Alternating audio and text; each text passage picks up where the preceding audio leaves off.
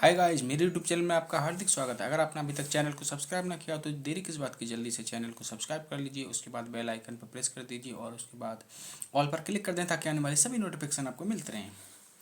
तो आइए आज के इस वीडियो में इवोल्यूशन के लेक्चर नंबर 2 में हम स्टार्ट करने वाले हैं इवोल्यूशन ऑफ लाइफ फॉर्म्स। मतलब जीवन के जो रूप थे विभिन्न विभिन्न, उनका जैव विकास आखिर कैसे हुआ, ये थ्योरी, एक सिद्धांत क्या था इसका। तो इसमें पढ़ते हैं कन्वेंशनल रिलीजियस लिटरेचर। जो पारंपरिक जो धार्मिक लिटरेचर थे टेल्सस, वो हमको बताते हैं कि about the theory of special creation. वो कहते हैं कि भैया जीवन की उत्पत्ति जो हुई है ना, वो स्पेशल क्रिएशन द्वारा ही हुई है भैया। विशिष्ट प्रकार का एक रचनाकार या रचयिता द्वारा हुई है। ठीक है। This theory has 3 कैनोटेशंस। ये थ्योरी जो है ना 3 कैनोटेशंस रखती है। पहला क्या है कि one that all living organism, कि सभी के सभी ऑर्गेनिज्म जितने भी हैं, चाहे वो जाति हों, चाहे जितने भी प्रकार के हों, स्पीसीज और types, that we see today, जो कि हम आज देखते हैं ना, जितने भी जाति हैं, प्रकार हैं today, were created as such. वो ऐसे के ऐसे बनी थी। जैसे घोड़ा है तो सीधा घोड़ा ही बनाया गया था, इंसान है तो इंसान ही बनाया गया था, चिड़िया है तो चिड़िया ही बनाई गई थी, पौधे हैं तो वो जो जैसे आम का पौधा है तो वो आम के पौधे की तरह जैसे दिख रहा है वैसा ही बनाया गया था, ऐसा मानते पहली बात।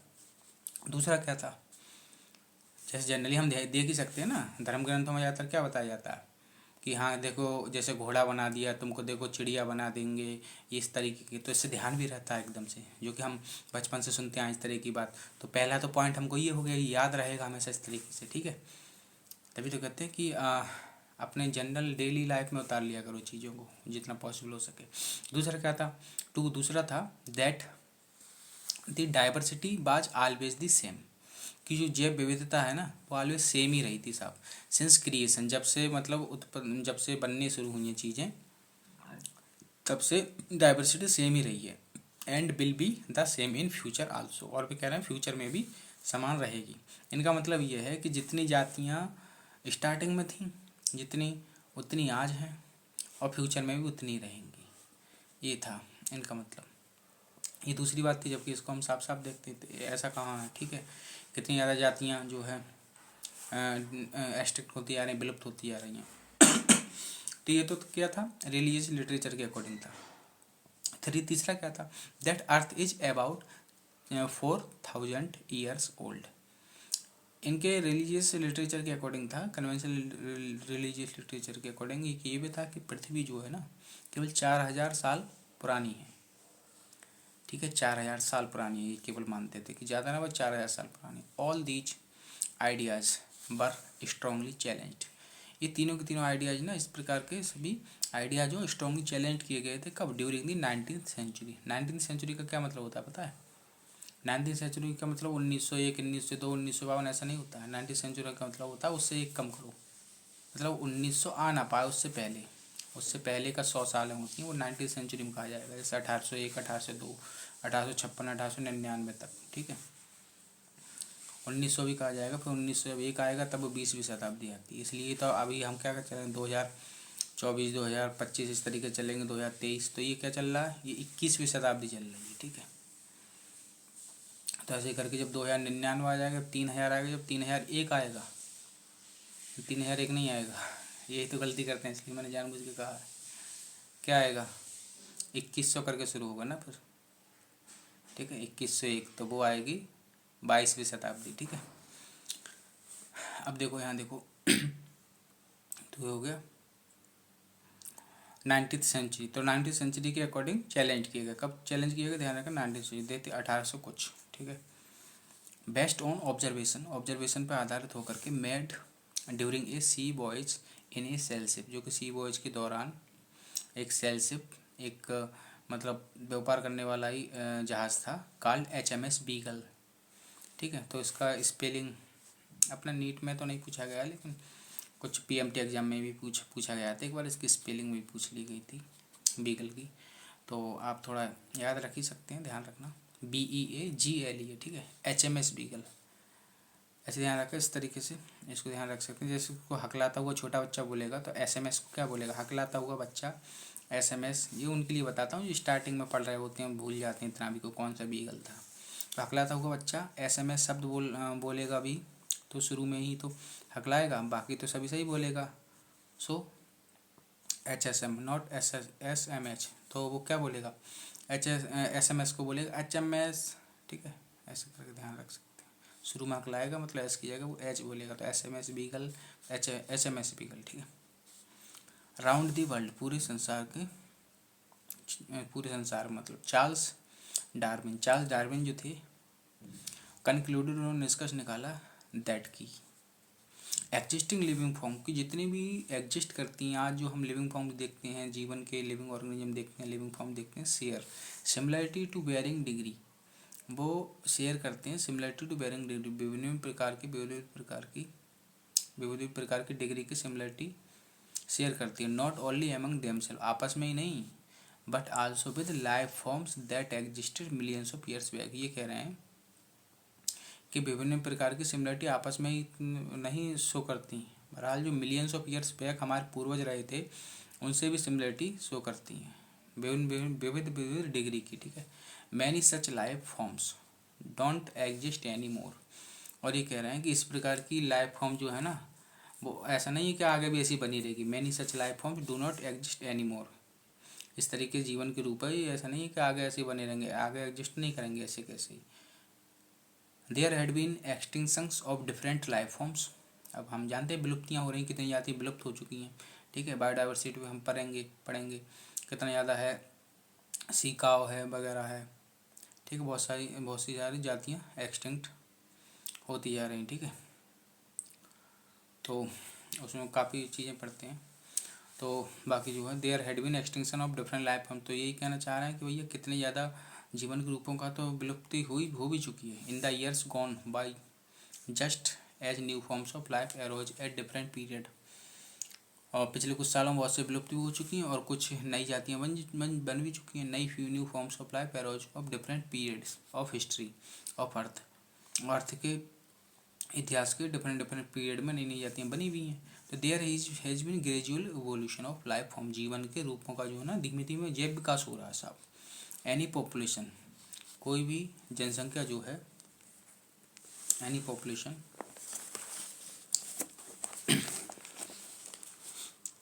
Population has built in variation in characteristics, वो अपने लक्षणों में ना वेरिएशन करती जाती है, मतलब अंतर आते जाते हैं। दोज कैरेक्टरिस्टिक विच इनेबल, और वे कैरेक्टरिस्टिक वो लक्षण which enable some to survive better in natural condition, जो कि नेचुरल ऐसे लक्षण जो कि उनको नेचुरल कंडीशन में जीने के लिए मतलब बेटर रहते हैं। Some to survive better in natural condition में, मतलब ये लक्षण जो है उनको इस योग्य बनाते हैं, कह सकते हैं, ये कहना ज़्यादा अच्छा रहेगा कि ये लक्षण जो है, वे लक्षण जो कि उनको योग्य बनाते हैं कि एकदम to survive better natural condition में भी अच्छे से जो है सर्वाइव कर सकें। जैसे क्लाइमेट, जलवायु अगर बदल गई या फूड बदल गया, वहाँ का फिजिकल फैक्टर बदल गई ETC, तो वे फैक्टर जो कि उनको वहाँ पर जीवित रहने में जो क्या करें, इनेबल योग्य बनाते हैं। तो वुड आउटब्रीड अदर्स, वो दूसरे के साथ आउटब्रीड करते हैं others that are less endowed to survive under such natural condition, और ऐसे लोग ऐसे अदर स्पीसीज के साथ, मतलब स्पीसीज नहीं कह सकते, ऐसे अदर के साथ मतलब वो जो है क्या करते हैं, आउटब्रीड करते हैं, जिससे कि वो जो है मतलब ब्रीड का दूसरा होता है, आउटब्रीड का मतलब ये होता है दूसरी ब्रीड के साथ करते हैं, तो जो कि उन नेचुरल कंडीशन में सर्वाइव करने लायक नहीं होते हैं, ऐसे के साथ क्या करते हैं, आउटब्रीड करते हैं। Another word used is fitness, और दूसरा वर्ड क्या है, देखो यहीं से क्वेश्चन ज़्यादा बनते हैं। दूसरा वर्ड जो है used is fitness of the individual की फिटनेस है, और पॉपुलेशन की फिटनेस, यहाँ पर इंडिविजुअल की fitness. The fitness according to Darwin के अनुसार फिटनेस का मतलब क्या है, फिटनेस का ये मतलब नहीं, नॉर्मली फिटनेस का मतलब होता है कि हम बॉडी अच्छे खासे बाइसेप्स ट्राइसेप्स बना लें, बस वही सब, सिक्स पैक वगैरह निकाल लें, वैसे फिटनेस ऐसा नहीं। देखो डार्विन के अकॉर्डिंग फिटनेस क्या था, refers ultimately and only to reproductive fitness, इनके अनुसार क्या फिटनेस का मतलब कि आप रिप्रोडक्टिवली कितने ज़्यादा फिट हैं। Hence those who are better fit in an environment, इसलिए दोज वे जो कि who are better fit in environment में leave more progeny, then others. जो एनवायरनमेंट में ज़्यादा फिट हैं वो अन्य की अपेक्षा ज़्यादा संतानें पैदा करते हैं। कहने का मतलब ये दीज देयर फोर, ये जो है देयर फोर इसलिए है विल सर्वाइव करते हैं मोर, ज़्यादा सर्वाइव करते हैं, and hence are selected by nature, और इसलिए जो है नेचर के द्वारा सेलेक्ट कर लिए जाते हैं। ठीक है, मतलब क्या था सीक्वेंस में, ज़्यादा संतानें करेंगे फिर ज़्यादा जिएंगे तो नेचर के द्वारा सेलेक्ट हो जाएंगे। यही ध्यान रखना डार्विन के अकॉर्डिंग है, ज़्यादा दिमाग मत लगाना। He called it natural selection, उन्होंने इसे क्या कहा नेचुरल सिलेक्शन का, and implied it as a mechanism of evolution, और इसको उन्होंने क्या किया यही भैया जैव विकास के मैकेनिज्म है। ठीक है, इसको उन्होंने नेचुरल सिलेक्शन कहा और बोला यही जैव विकास की मैकेनिज्म है। Let us also remember that Alfred Wallace a naturalist थे कौन, Alfred Wallace, who worked in Malay Archipelago, जो कि कहाँ काम कर रहे थे मलाय आर्चिपेलागो पर, had also came to similar conclusion around the same time, उसी समय का इसी प्रकार का निष्कर्ष, कैसा निष्कर्ष जैसे कि डार्विन ने निकाला था इन्होंने भी निकाला कि इन्होंने अल्फ्रेड वेलेस ने, जो कि नेचुरलिस्ट थे, कहाँ काम कर रहे थे मलाय आर्चिपेलागो पर। सिमिलर मतलब डार्विन ने भी ऐसे ही किसी द्वीप वगैरह पर काम किया, ऐसे याद रखें। तो ऐसे याद रखें का मतलब ये इन्होंने भी द्वीप पे काम किया, डार्विन ने वैसे कुछ ना कुछ द्वीप पे काम किया, ऐसे याद रख सकते हैं कहने का मतलब सॉरी। तो इस तरीके से ये याद रख सकते हैं कहने का मतलब Malay Archipelago had also come to similar conclusion around the same time in due course of time apparently new types of organism are recognisable, और समय के व्यतीत हुए नए टाइप के ऑर्गेनिज्म देखने को मिले, पहचानने को मिले। All the existing life forms, और जितनी भी लाइफ फॉर्म्स एग्जिस्ट कर रही थी, शेयर सिमिलरिटीज, वो आपस में कुछ समानता दिखा रही थी, एंड शेयर कॉमन एंसेस्टर, और उनके पूर्वज जो है समान रहे थे। हाउ एवर दीज एंसेस्टर पर presented different periods in the history of the earth, और पृथ्वी के इतिहास के डिफरेंट पीरियड में वो क्या रहे थे प्रेजेंट रहे थे। जैसे इपॉक्स होते हैं, पीरियड होते हैं, जैसे समय के मात्रक नहीं होते हैं, छोटे मोटे मात्रक ये होते हैं, जैसे साल हो गए, महीने हो गए, ठीक है, घंटे हो गए, मिनट हो गए, सेकंड हो गए। अब बड़े बड़े मात्रक क्या होते हैं, सबसे बड़ा इसमें एरा, यहाँ तक हमारे एनसीईआरटी लेवल का बता रहा हूँ, सबसे बड़ा एरा है, एरा के बाद इपॉक है, फिर पीरियड है। ठीक है, तो उन्होंने ये थोड़ा सा इधर उधर करके लिख दिया, कोई दिक्कत नहीं है, तो ऐसा कुछ पूछा नहीं जाएगा, मैंने बता दिया आपको, एरा सबसे बड़ा होता है। ठीक है, अपना जो एनसीईआरटी में जिक्र किया गया इस चैप्टर में भी उसके लेवल पर बता रहा हूँ, एरा सबसे बड़ा होता है, उसके अंदर कोई इपॉक आते हैं, फिर पीरियड आते हैं, तो वही ये बताना चाह रहे हैं कि डिफरेंट पीरियड्स में, मतलब इराज में, इपॉक में, पीरियड में, सब में रहे हैं। The geological history of earth closely, ये स्टेटमेंट बहुत अच्छा है, इसको मैंने देखो हिंदी में करके बहुत अच्छे से क्लियर कर दिया, याद रहता है इससे, हिंदी वालों को और अच्छे थोड़ा याद रहेगा। दी जियो मतलब एक तरीके से अच्छे से याद रह सकता है जी, देखो जैसे मैंने बनाया, the geological history of earth closely correlates with, मतलब पृथ्वी के इतिहास की, मतलब कह सकते हैं the geological history of earth, मतलब पृथ्वी का जो भौगोलिक इतिहास जो है ना, पृथ्वी का भौगोलिक इतिहास क्लोजली कोरिलेट करता है किससे, with the biological history of the earth, किससे, पृथ्वी के जीव विज्ञानी इतिहास से, किससे कोरिलेट करता है, मतलब भौगोलिक इतिहास जीव विज्ञानी इतिहास से कोरिलेट करता है, बात करता है, मतलब जियोलॉजिकल हिस्ट्री जो है किससे कोरिलेट करती है, बायोलॉजिकल हिस्ट्री से, बात खत्म। जियोलॉजिकल हिस्ट्री किससे करती है, बायोलॉजिकल हिस्ट्री से, जियोलॉजिकल नहीं, जियोलॉजिकल, भौगोलिक हिस्ट्री किससे कोरिलेट करती है, क्लोजली कोरिलेट बायोलॉजिकल हिस्ट्री से। अर्थ के पास इतना सा स्टेटमेंट है, हिंदी में ऐसे मैंने बना दिया है भू, क्योंकि भू, भूमि, धरा, धरनी, धरती, ये वसुंधरा, ये सब किसके सिनोनिम्स होते हैं हिंदी में, पर्यायवाची, किसके, धरती के। तो भू के भूगोल का इतिहास, भू के भूगोल का इतिहास भू के जीव विज्ञान के इतिहास से क्लोजली कोरिलेटेड है। ठीक है, तो हिंदी वाले इससे और ध्यान रख सकते हैं, एकदम से तरीका बन गया, भू के भूगोल का इतिहास भू के जीव विज्ञान के इतिहास।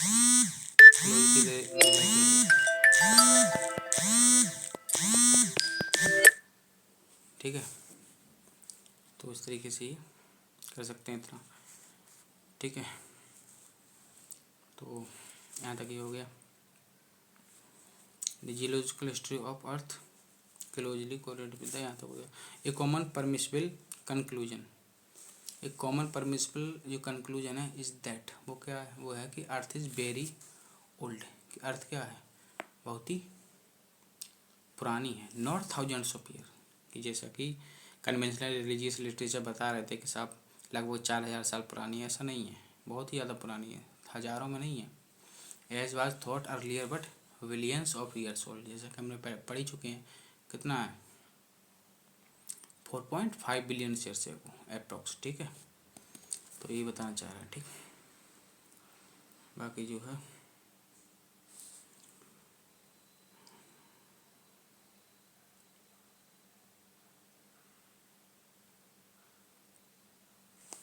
ये थोड़ा सा एक्स्ट्रा पॉइंट देख लो। फर्स्ट ऑर्गेनिज्म कीमो हेट्रोट्रॉप आए, ये ध्यान रखना, पहला ऑर्गेनिज्म कौन सा आया था, कीमो हेट्रोट्रॉप, ठीक है। बट ऑटो वाले में पूछें, ऑटो वाले में कौन से आए, तो ऑटो वाले में पूछें तो वहाँ में कीमो ऑटोट्रॉफ पहले आए, ना कि फोटो ऑटोट्रॉफ, मतलब कीमो वाले ही पहले आए, ठीक है, कहने का मतलब। कीमो ऑटो कीमो हेट्रो में तो कीमो हेट्रो ही पहले आए थे, और ऑटो में पूछा जाए कि फोटो ऑटो या कीमो ऑटो, तो कीमो ऑटो पहले आए थे, ठीक है। तो बाकी जो है ये थोड़ा एक्स्ट्रा पॉइंट ध्यान रखना। सेडिमेंट्री रॉक्स में सबसे ज़्यादा फॉसिल पाए गए, पूछा जाता है किस प्रकार के रॉक्स में सबसे ज़्यादा फॉसिल पाए गए थे, जैसे फॉसिल दबे हुए निकले थे ना, तो सेडिमेंट्री रॉक्स में सबसे ज़्यादा फॉसिल पाए गए थे, ठीक। एक बात उसको ध्यान रखना, पहले रिड्यूसिंग माहौल था, बता दिया गया, और उसका रीजन मैंने बोल भी दिया गया, यहाँ भी सुन लो तो थोड़ा डिटेल में याद रहेगा। पहले रिड्यूसिंग माहौल था, ऑक्सीजन प्रेजेंट होने के बावजूद, बाद में ऑक्सीडाइजिंग आया, दैट इज एरोबैक आया। दरअसल असली बात यही है, रिड्यूसिंग माहौल था मतलब ऑक्सीजन आ गई, तब भी रिड्यूसिंग माहौल रहा, ये बड़ी अजीब बात है, ये कैसे, बाद में ऑक्सीडाइजिंग, दैट इज एरोबिक आया, दैट इज एरोबिक ऑर्गेनिज्म आया, मतलब क्योंकि उसको यूज करने वाला कोई नहीं था ऑक्सीजन को, एक तरीके से, समझ रहे हो ना।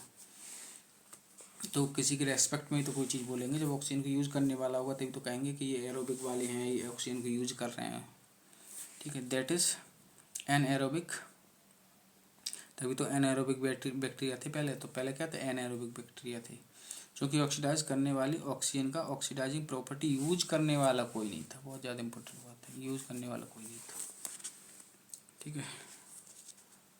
और बाकी इतना हो गया, और बाकी देखो यहाँ से भी समझ लो थोड़ा सा, जो है ये है जो बताया नहीं गया कि परहैप्स, मतलब ये जो है दैट इज लिविंग या नॉन लिविंग, ये कन्फ्यूजन नहीं था, इसलिए ही तो form of life term use किया है बीच का, मतलब कन्फ्यूजन नहीं था, कन्फ्यूजन नहीं, कन्फर्म नहीं था कि लिविंग या नॉन लिविंग, ये कन्फर्म नहीं किया था, इसलिए इन्होंने फॉर्म्स ऑफ लाइफ ही करके वर्ड यूज़ कर लिया, फॉर्म्स ऑफ लाइफ, ठीक है। ये यहाँ की बात मैं कर रहा हूँ, the first cellular forms of life, इस तरीके से। हाँ, सेलुलर फॉर्म्स ऑफ लाइफ लिखा है तो इसका मतलब साफ है कि लिविंग है, जैसा कि हम पढ़ते हैं ना कि अगर सेल बन गई कम से कम तो वो लिविंग है, जैसा कि 7.5 बायोलॉजी के एवोल्यूशन में शुरू में ही लिखा है, ठीक है। लेकिन स्पेशल बात का सेलुलर फॉर्म्स लग गया, इसका मतलब कि यहाँ सेल बन गई होगी, तब तो लिविंग कह ही सकते हैं, ठीक है। तो इस तरीके से, एक तरीके से इसको जो है सेलुलर फॉर्म्स ही कहो इसको, ठीक है, कन्फ्यूजन मत रखो, ज़्यादा डीपली मत जाओ। वैसे ये भी बात सही है, लेकिन ज़्यादा डीपली जाने का कोई मतलब नहीं है, एनसीईआरटी ऐसा कहती है, वैसे ही मानो, ठीक है, क्योंकि क्वेश्चन जो है एनसीईआरटी से ही आएगा, उसको जो कट ही कर देते हैं, कन्फ्यूजन नहीं रहे। वैसे ही काफ़ी डीपली एनालिसिस से है अदर बुक्स की, लेकिन सेलुलर फॉर्म्स ऑफ लाइफ बोल रहा है तो आप नॉर्मली जो है लिविंग ही मान के चलो उसको, ठीक है। तो ये उतना हो गया। अब जो है थोड़ा सा इसमें देख लेते हैं क्या क्या है। तो देखो ये नोट मैंने यहाँ कर लिया, लेकिन ये है आगे इससे संबंधित, जैसे इरात है डिफरेंट टाइप के, तो जो है एनसीईआरटी में तो दो तीन लास्ट के 2-3 इरा की बात की गई है। जैसे इरा जो थे टोटल 6 इरा थे, इसको मैं ध्यान रखता हूँ A square P square M C से। आप भी ध्यान रखना A square P square M C, अगर एक्स्ट्रा क्वेश्चन थोड़ा बाहर से आ जाए, और एक्स्ट्रा क्या ये काम तो आएगा आपके लास्ट के सीक्वेंस आपके काम आ जाएंगे, क्योंकि इतना तो एनसीईआरटी में ही दिया है लास्ट की। तो मैं पूरा याद करा दे रहा हूँ, A square P square M C, ज़्यादा कोई कठिन भी नहीं है। तो शुरू का ए स्क्वायर का क्या मतलब, सबसे पहले आया था ए जोइक, ठीक है, ए जोइक, ये ए बना हुआ ए जोइक।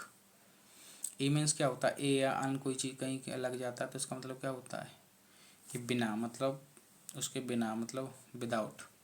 जोइक का मतलब होता है कि कोई ना कोई ऑर्गेनिज्म वगैरह इस टाइप का, ऐसे याद रख सकते हैं कि यहाँ कोई ऑर्गेनिज्म वगैरह नहीं था। तो ए जोइक रहा सबसे पहले था, फिर का आर्क्यू जोइक आया था, आर्क्यू जोइक आया। आर्क्यू का मतलब ये भी काफ़ी एंशिएंट था, प्राचीन टाइप का था। तो प्राचीन से भी पहले कौन सा होगा कि जहाँ पे बिल्कुल ही ऑर्गेनिज्म कुछ नहीं आया। ए जोइक के बाद आर्क्यू जोइक था, तो ए स्क्वायर में ध्यान रखिएगा, ए जोइक सबसे पहले, फिर आर्क्यू जोइक है, ठीक है। फिर पी स्क्वायर में एक है प्रोटीरोजोइक, एक है पैलियोजोइक। अब प्रोटो का भी मतलब, प्रो का मतलब भी पहले होता है, और पहले को थोड़ा हिंदी में वैसा करके बोलेंगे नॉर्मली, थोड़ा देहाती लैंग्वेज, तो पहले को पहले बोल देंगे, पहले। तो पैलियोजोइक ये भी बता रहा है कि पहले। अब प्रो और पैलियो में पहले कौन आया है, ऐसे ये कैसे ध्यान रखेंगे, क्योंकि इंग्लिश एंड हिंदी के क्वेश्चन अलग अलग मीनिंग बता रहे होते हैं। तो इंग्लिश वाले को ही तो फर्स्ट प्रायोरिटी दी जाती है, दैट इज़ पहले आता है, दैट इज़, ठीक है, दैट इज़ पहले आता है। तो पहले क्या बोलेंगे, प्रेटीरो। फिर कहने का मतलब मेरा मतलब ये, सिर्फ उसको मैंने ऐसे ध्यान रख लिया है। जैसे अपने नीट के एग्जाम में भी कोई क्वेश्चन ऐसा है जो कि हिंदी के अकॉर्डिंग उसका कोई और आंसर बन रहा है, इंग्लिश के अकॉर्डिंग कोई और आंसर बन रहा है, ठीक है। तो सुप्रीम कोर्ट वगैरह में जो फाइनली आंसर दिया जाएगा वो इंग्लिश वाले को मान कर दिया जाएगा, ऐसा रूल है। तो इसे ध्यान रख सकते हैं कि प्रोटो का मतलब भी कुछ पहले लग रहा है, पैलियो का मतलब पहले लगा रहा है। तो इन दोनों में भी पहले कौन आएगा, प्रायोरिटी किसको पहले, तो प्रोटीरोजोइक पहले आता है, उसके बाद पैलियोजोइक, ठीक। ए स्क्वायर पी स्क्वायर हो गया। अब एम सी तो जानते हैं, मेंसुरेशन साइकिल, तो उसे ध्यान रख सकते हैं। तो एम मीसोजोइक याद रखने के लिए, ठीक है, मीसोजोइक सी फॉर सीनोजोइक। तो पैलियोजोइक, मीसोजोइक, सीनोजोइक ये लगभग देखे गए हमारे एनसीईआरटी में, ठीक। तो ये हो गया उसका सीक्वेंस, ठीक। खिचड़ी पे मत जाना, आप अपने हिसाब से नोट कर लेना अच्छे से, ठीक है। मैंने तो इसी में कर दिया, इसे थोड़ा खिचड़ी हो गई, कोई दिक्कत नहीं, मैं अलग अलग बता रहा हूँ हर चीज़ आपको, ठीक है। फिर ये कर लेना, एवोल्यूशन के बारे में तो देख लिया था हमने, ये सब इधर देख लिया, ठीक है। अब ये देख लो, ये थोड़ा यहाँ नोट कर लिया मैंने, नंबर ऑफ लिंकेज ग्रुप क्या होते हैं, ये थोड़ा उससे रिलेटेड है, ठीक है। जेनेटिक्स वाला chapter, number of linkage group क्या होता है, haploid number of chromosome. Haploid number of chromosome वो नंबर ऑफ लिंकेज ग्रुप है। जैसे ह्यूमन में पूछा जाए कितने लिंकेज ग्रुप हैं, तो कितने बोलेंगे, हैप्लॉइड नंबर ऑफ क्रोमोसोम कितने हो गए, डिप्लॉइड होते हैं 46, हैप्लॉइड हो गए 23, तो लिंकेज ग्रुप कितने हो गए 23, ठीक है। तो नंबर ऑफ लिंकेज ग्रुप हो गए 23, ठीक। अब देखो इसमें क्या है, देखो एक सीक्वेंस मैंने जो पूछा जाता है कि डिफरेंट जो ह्यूमन का जो पूरा एंसेस्टर रहे थे, कौन पहले आया था उस समय। तो एक तो सीक्वेंस आ गए हैं, मैंने उसमें एनसीईआरटी के भी सभी सीक्वेंस कवर किए कर लिए गए हैं, और पुराने वाले भी कवर कर लिए गए हैं, ठीक है। तो ये यहाँ का इस वाले को ध्यान रखो, ही मैन जावा, जैसे कहते हैं ही मैन या माचू मैन, मतलब दरअसल एकदम मर्द इंसान एकदम हिम्मत वाला। तो ही मैन, कैसे मैन ध्यान रखा, ट्रिक बना ली, ही मैन जावा ने पानिया दिया सीएम को। पानिया मतलब क्या होता है, जैसे पानी को भोजपुरी लैंग्वेज में ऐसे पनिया करके बोलते हैं ना, तो पहनिया कर दिया मैंने अपने तरीके के लिए, थोड़ा हावर बढ़ा दिया उसमें, पहनिया, ठीक है। तो ही में एच और ई आ रहा, तो एस से हो गया होमो हैबिलिस, ई से हो गया इरेक्टस, ठीक है। तो एस से होमो हैबिलिस, ई से होमो इरेक्टस, ठीक है। और जावा मैन, तो जावा मैन है जावा ने, पहनिया से पा से क्या आ गया, पा से आ गया ये पैकिंग मैन, ठीक है। हाथ से क्या आ गया, हाथ से आ गया हिडलबर्ग मैन, फिर निया से आ गया ये